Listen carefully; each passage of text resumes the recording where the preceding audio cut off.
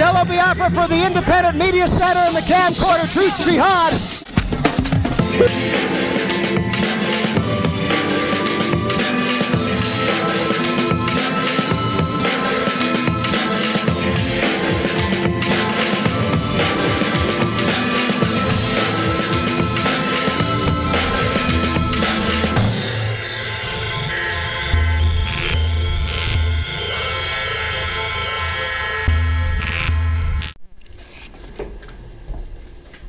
Hello, and welcome to the documentary about the IMC, also known as the Independent Media Center. Today we will be discussing the history, the goals, and the effects of the IMC.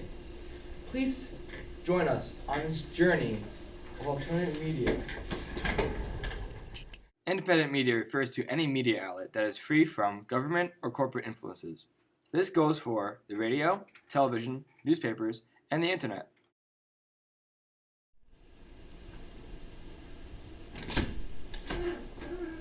Without the influence of corporate and government ideals, the independent media can show viewers what's really happening in the world and not the topic at hand.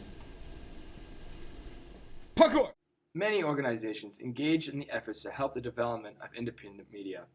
These efforts have taken many forms, such as funding the establishment of an entirely new media outlet, to assisting an existing outlet by improving its professional capacity. One of these organizations is the Independent Media Center. The Independent Media Center was established by various independent and alternative media organizations and activists in the height of the Seattle 1999 World Trade Organization protest. The Media Center acted as an outlet for journalists and provided up-to-date reports, photos, and coverage of the protests. IndyMedia is a democratic media outlet for the creation of radical, accurate, and passionate tellings of the truth according to their site. There are currently over 150 independent media centers around the world. Each IMC is an independent group that has its own mission statement, manages its own finances, and makes its own decisions through its own process.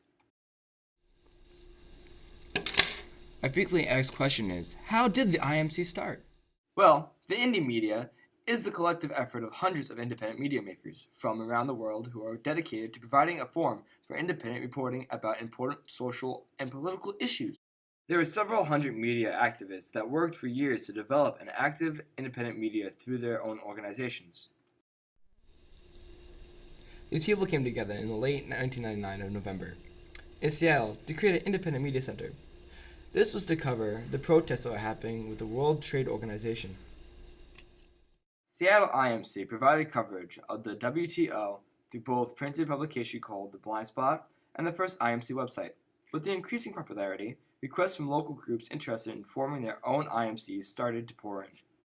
The IMC has been involved in the major coverage of the WTO protests in Seattle. In 1999, protesters surrounded the building of the WTO Ministerial Conference, which would launch new trade negotiations. This also was the beginning of the anti-globalization movement in the United States. There was an estimate of 40,000 people protesting the meetings, and they were mainly concerned with pro-labor, anti-capitalism, and environmental agendas. The IMC got involved with the movement being avid supporters of the cause. The IMC kept up-to-minute updates of the protests and what was going on behind the scenes on police brutality that was going on. The IMC's main goal was to inform the public about the protests without being biased or having any corporation influences. The Independent Media Center wants to bring the truth to the viewers. They accomplish these goals by separating themselves from corporations and the government. To do this, they must raise money on their own and get donations from the citizens. Now, it's time for an interview from the co-founder of the IMC. I'm very happy that you came now to talk about the Independent Media Center. There are a number of questions I want to ask you, and to begin with, can you please tell us how large is the IMC? Right. Well, right now the Independent Media Center has about 35 to 55 volunteers. They're plugging in a variety of ways. And there's probably, I'd say, about 4 to 5 folks who are kind of holding down the core of the daily operations in the physical space. But it's also important to mention that part of what made the Media Center successful in its infancy and its kind of its birth and its genesis during the World Trade Organization talks in the fall of '99, November, was that over 450 people plugged in from all over the USA and from about 9 different countries as well then we stayed connected with those folks, as they returned back home, so that we're building this independent media network. So it actually is a very, very broad project as far as its scope, mission, and then as far as participation for different folks. So the structure and development is very much in process at the moment, and has really been very much an inclusive process. It's been open to people to participate in. We've used consensus decision making, which we feel is a very powerful way of making sure that people's voices are heard throughout, and recognizing that everyone has a certain piece of the truth or a certain piece of knowledge that they can bring to help the whole group make a powerful decision.